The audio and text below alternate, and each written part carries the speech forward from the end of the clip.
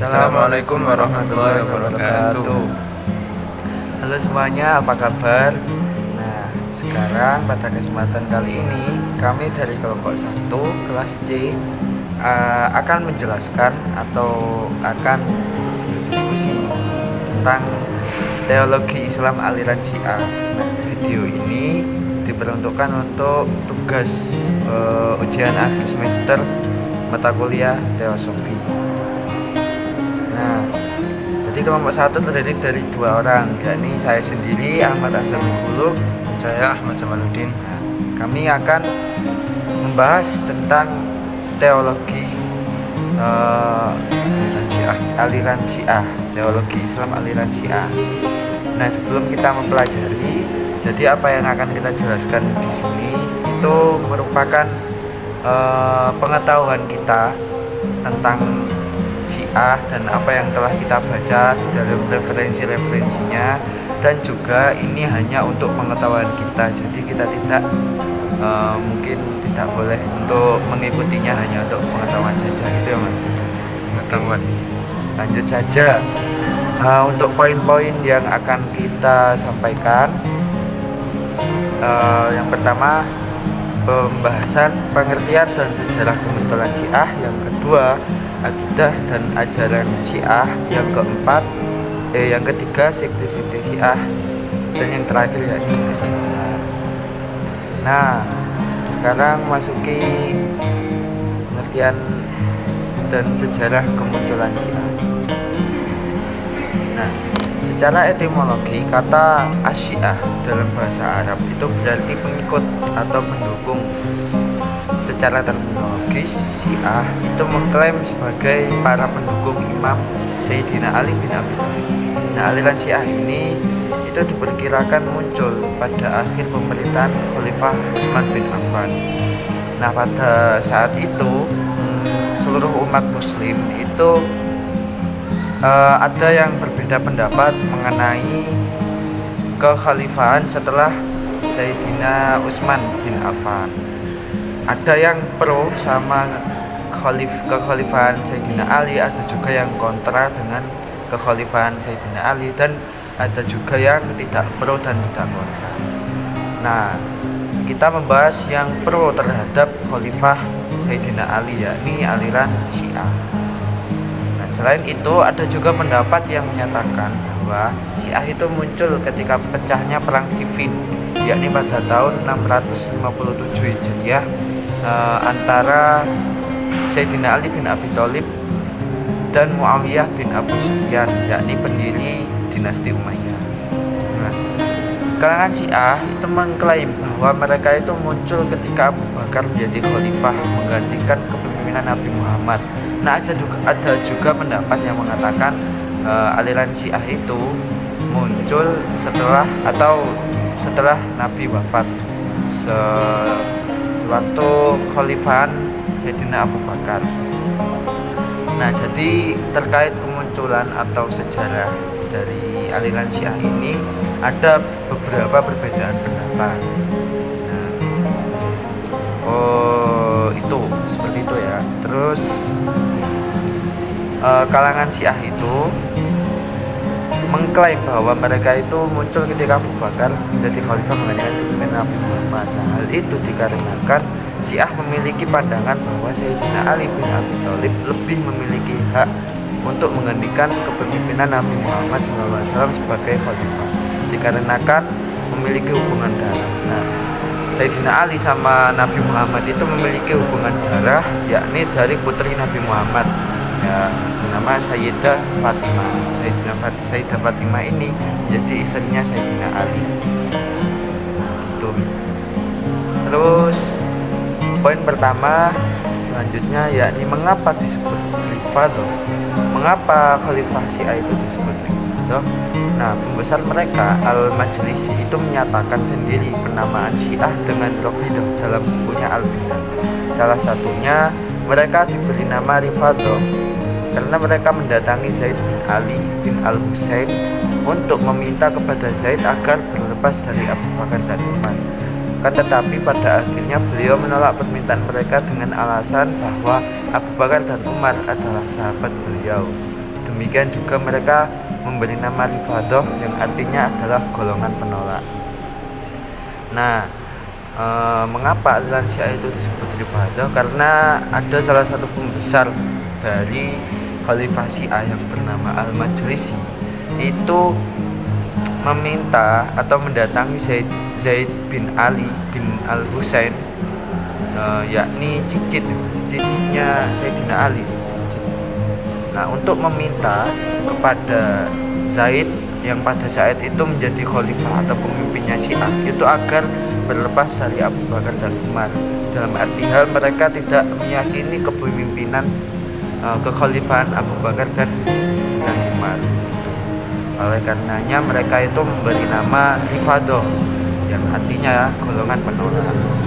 Terus poin kedua, akar tasyayyu, yakni dukungan terhadap Ali. Nah, munculnya istilah tasyayyu itu diyakini sudah ada pada masa Rasulullah SAW, seperti dalam sabda beliau, yakni orang-orang yang mendapatkan wasiatku, tempat rahasiaku dan penggantiku adalah keluargaku, dan keluarga terbaik yang menggantikan aku adalah Sayyidina Ali. Nah, Rasul juga bersabda, ini adalah saudaraku, orang yang menerima wasiatku dan penggantiku setelah kematianku nanti, maka dengarkanlah dan taatilah ia. Menurut kalangan aswaja, hadis di atas itu tidak tepat untuk dijadikan argumentasi tentang hak kekhalifahan Ali, melainkan hanya untuk menegaskan keutamaan Ali radhiyallahu an dan tidak memperlihatkan bahwa Ali lebih utama dari yang lain atau sesamanya. Nah, ketika Nabi Muhammad bersabda seperti itu, nah orang-orang Syiah yang pro terhadap kekhalifahan Sayyidina Ali itu mendukung penuh terhadap kepemimpinan atau kekhalifahan Sayyidina Ali. Mereka mengatasdasarkan hadis tersebut untuk tasyayyu, untuk mendukung terhadap Sayyidina Ali. Nah, padahal menurut kalangan aswaja hadis di atas tidak tepat untuk dijadikan argumentasi karena hadis tersebut bukan hadis yang sahih, melainkan hadis yang dhaif. Menurut di buku apa mas? Buku Aswaja, WNU.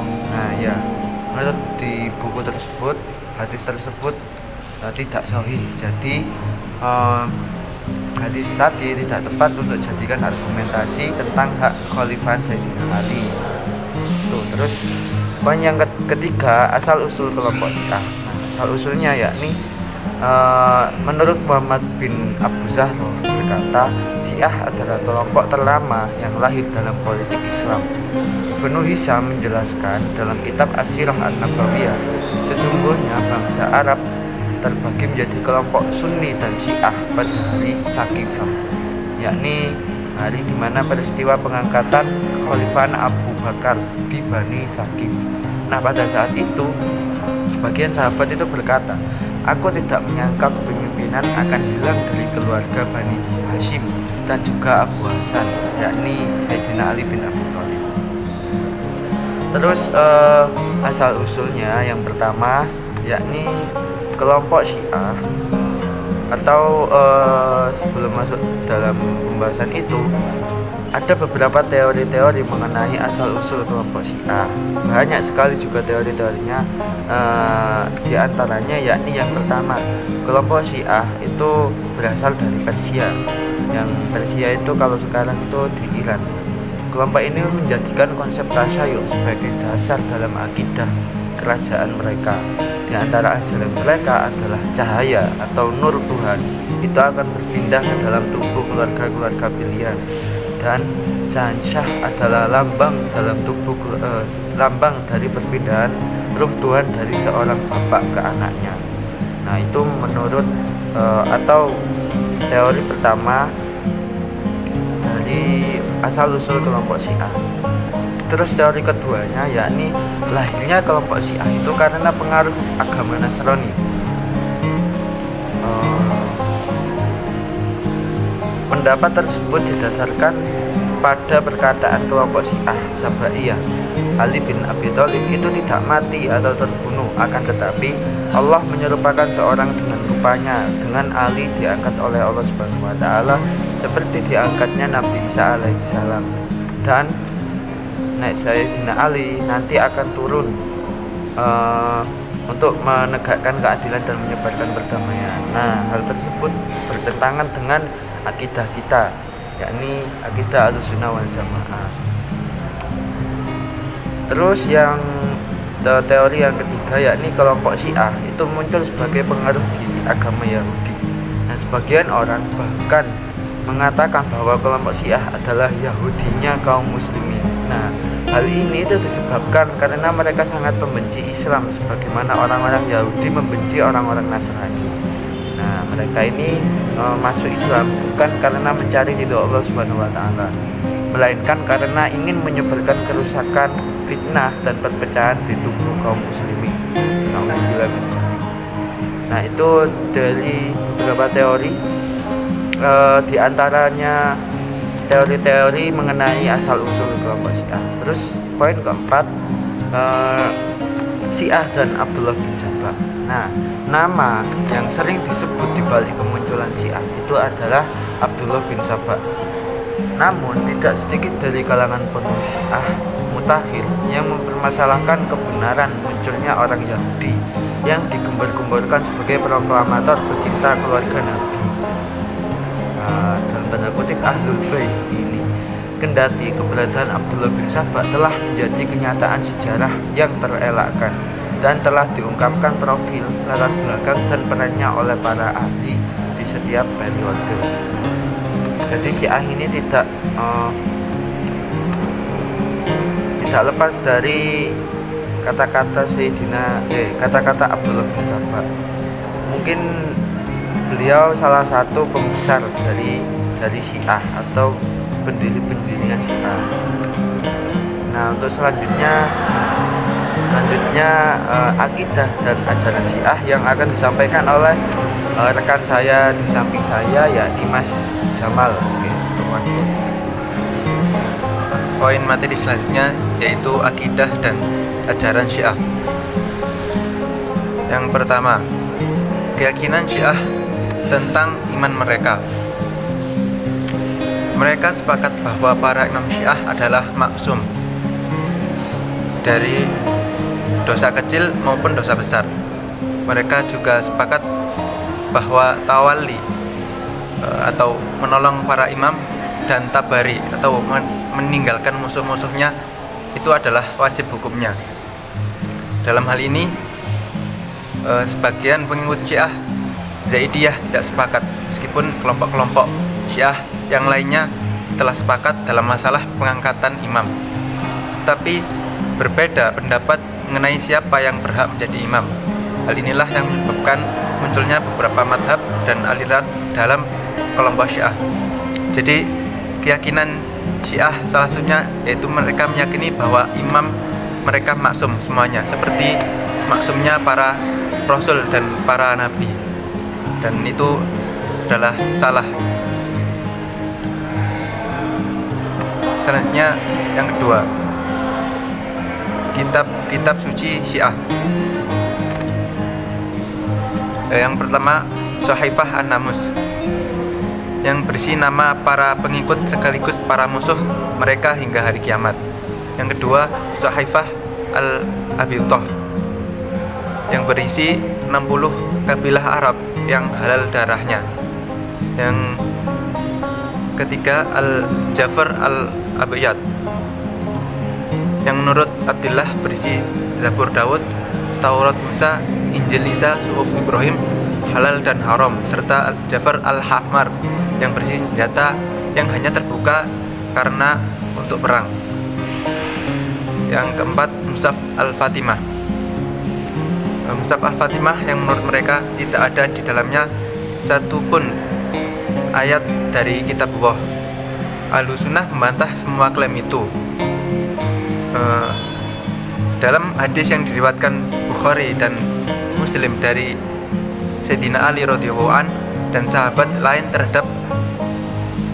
terdapat hadis lain yang diriwayatkan oleh Abi Juhaifah Wahab bin Abdullah Al-Sawai. Dia berkata, saya bertanya kepada Ali, apakah engkau punya kitab selain panduan atau pedoman? Ali menjawab, tidak, hanya ada Al-Quran dan pemahaman yang dijelaskan oleh seorang lelaki muslim, yakni Nabi, atau yang terdapat pada Sohifah ini. Apa isi Sohifah itu? Sahabat menjawab, akal memerdekakan budak dan tidak dibunuhnya seseorang muslim karena membunuh orang kafir. Jadi dari penjelasan tadi itu Imam Ali mengatakan bahwa tidak ada kitab lagi selain Mushaf dan As-Sunnah. Dari penjelasan Sayyidina Ali mengenai kitab-kitab suci Syiah yang tadi itu disebutkan.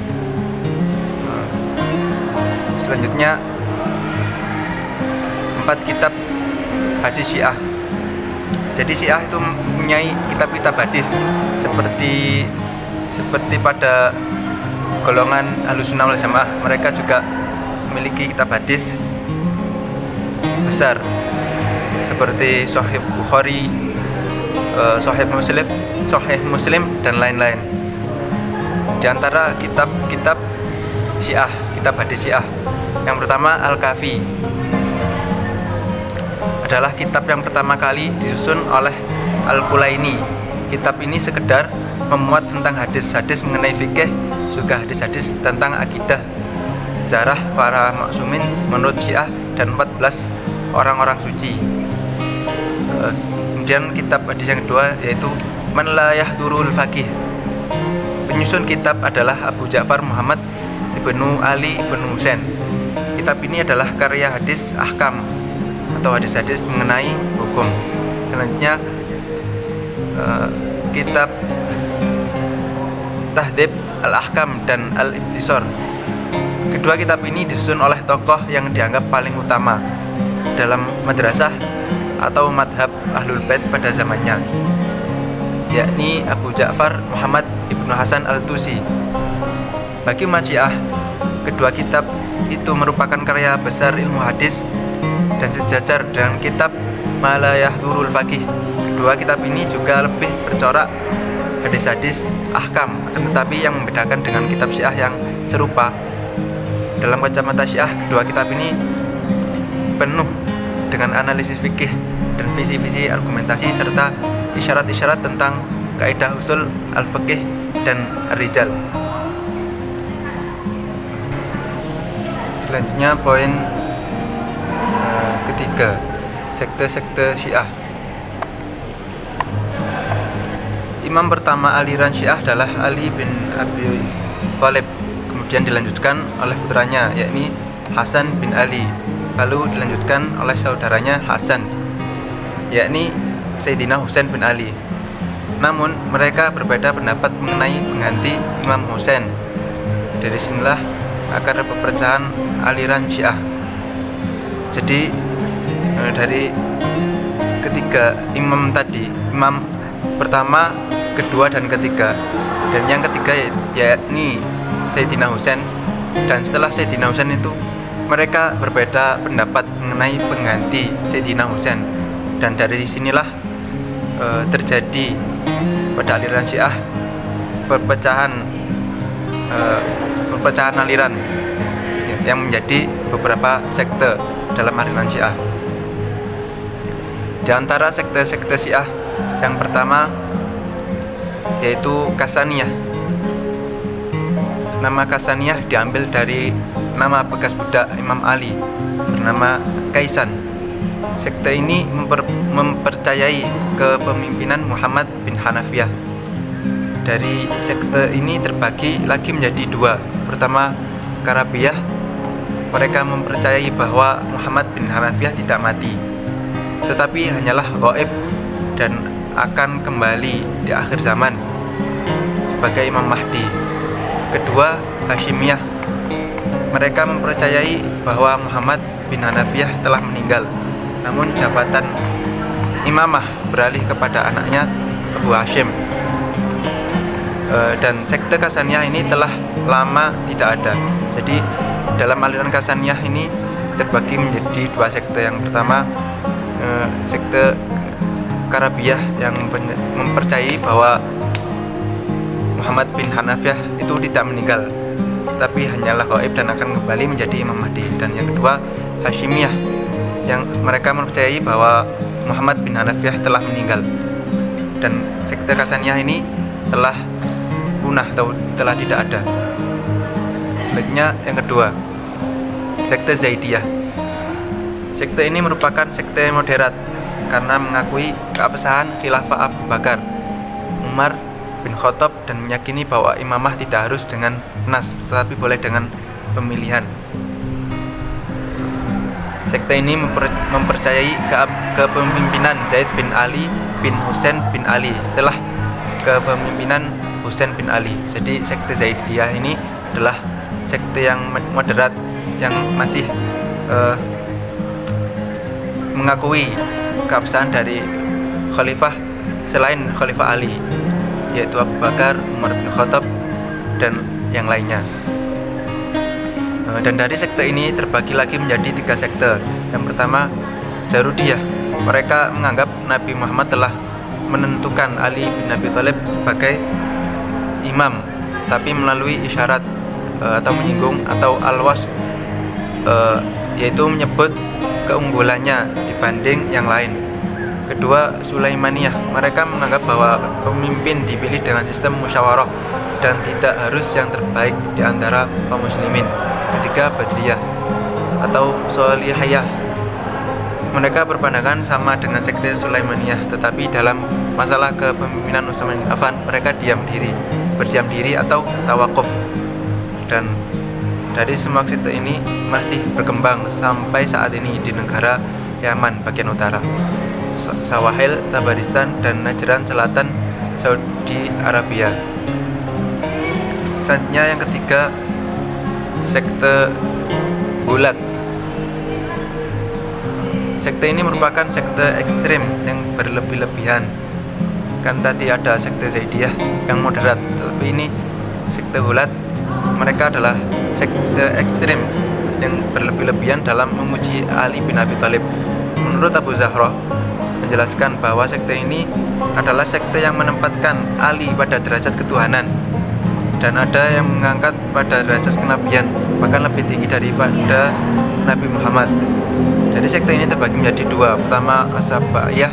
Mereka menganggap Ali sebagai jelmaan dari Tuhan atau bahkan Tuhan itu sendiri.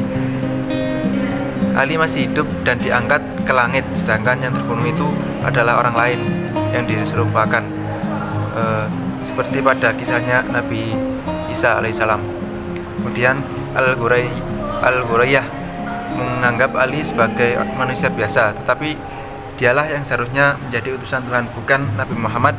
Dari semua sekte-sekte ini yang sudah tidak ada. Jadi sekte Gulat ini adalah yang memiliki pemikiran-pemikiran sangat ekstrim daripada tadi kan ada Zaidiyah. Mereka moderat dan masih meyakini keabsahan khalifah selain Khalifah Ali. Kemudian yang keempat sekte Syiah yang keempat yaitu Imamiyah. Sekte ini meyakini bahwa Nabi Muhammad telah menunjuk Ali bin Abi Thalib sebagai imam pengganti dengan jelas dan tegas. Mereka juga tidak mengakui kepemimpinan Abu Bakar, Umar maupun Utsman, dan mereka meyakini bahwa imam pertama adalah Ali bin Abi Thalib. Kemudian secara berturut-turut keturunannya. Dari sekte ini terbagi menjadi dua sekte. Pertama Ismailiyah. Mereka meyakini bahwa jabatan imamah tersebut berpindah kepada anak Ja'far As-Shadiq yang bernama Ismail. Kedua Isna Asyariyah, 12 imam. Mereka meyakini bahwa jabatan imamah tersebut berpindah kepada anak Ja'far As-Shadiq yang bernama Musa Al-Kadzim. Dari sekte-sekte tadi merupakan sekte terbesar di Syiah sampai saat ini dan berkembang di Iran dan diikuti beberapa kalangan masyarakat di Indonesia. Jadi sekte Imamiyah adalah sekte terbesar pada aliran Syiah yang sampai saat ini masih ada dan berkembang di negara Persia atau saat ini negara Iran. Selanjutnya kesimpulan. kesimpulan yang akan dijelaskan oleh Mas Ahsan. Nah baik, untuk kesimpulannya dari apa yang telah kita bahas, apa yang telah kita jelaskan tadi, yakni mengenai pengertian dan sejarah kemunculan Syiah. Nah, Syiah itu berasal dari kata Syiah, yakni yang artinya pengikut atau pendukung. Terus pengertiannya, Syiah itu mengklaim sebagai pendukung Imam Ali bin Abi Thalib. Aliran Syiah itu berdiri sekitar tahun 644 Hijriah. Aliran Syiah ini diperkirakan itu muncul pada akhir pemerintahan Khalifah Utsman bin Affan, yakni pada tahun 644 sampai 656 Hijriah. Terus ada juga pendapat menjelaskan, yakni Syiah ini muncul ketika pecahnya perang Siffin, yakni pada tahun 657 Hijriah. Terus akidah dan ajaran Syiah yang pertama yakni keyakinan tentang imam mereka, yakni mereka sepakat bahwa imam Syiah itu adalah maksum seperti halnya Nabi dan Rasul. Yang kedua, kitab-kitab suci Syiah, Saifah An-Namus, Saifah Al-Abidah, Saifah Al-Jafr Al-Abiyat dan Mushaf Fatimah. Untuk 4 kitab hadis Syiah yakni Al-Kafi, Man la yadulul Faqih, Tadhib Al-Ahkam dan Al-Ibtisar. Nah, untuk sekte-sekte Syiah itu ada 4. Yang pertama yakni sekte Qasaniyah, dan sekte Qasaniyah ini terbagi menjadi 2. Yang pertama Karabiyah dan yang kedua Hasyimiyah. Terus yang kedua Zaidiyah, sekte Zaidiyah. Nah, sekte Zaidiyah itu terbagi menjadi 3 sekte, yakni Jarudiyah, yang kedua Sulaimaniyah, yang ketiga Badriyah atau Salihiyah. Untuk yang ketiga yakni Gulat. Sekte Gulat ini terbagi menjadi 2. Yang pertama As-Sabaiyah, yang kedua Al-Hurayah. Yang keempat Imamiyah. Nah, sekte ini terbagi menjadi 2. Yang pertama Ismailiyah, yang kedua Isna Asyariyah, 12 imam. Nah, sekte Gulat ini, sekte Imamiyah itu masih berkembang sampai sekarang, dan pusatnya itu ada di Iran dan juga telah diikuti oleh beberapa kalangan masyarakat di Indonesia. Nah, jadi untuk keyakinan Syiah dan ajaran-ajaran Syiah itu sebagai pengetahuan kita saja, tidak harus kita ikuti dan juga kita benarkan, akan tetapi hanya untuk pengetahuan kita semata. Nah, itu tadi mungkin yang bisa kita bahas, yang bisa kita terangkan. Gitu aja. Nah, jadi tugas ini untuk memenuhi tugas ujian akhir semester dari mata kuliah Filosofi. Dan itu tadi yang bisa kita sampaikan dari kelompok 1. Saya Ahmad Hasanul Khuluq dan Saya Ahmad Jamaluddin. Mohon maaf sebesar-besarnya, dan sampai jumpa di next video. Jangan lupa subscribe, like, dan komen di bawah ini. Wassalamualaikum warahmatullahi wabarakatuh.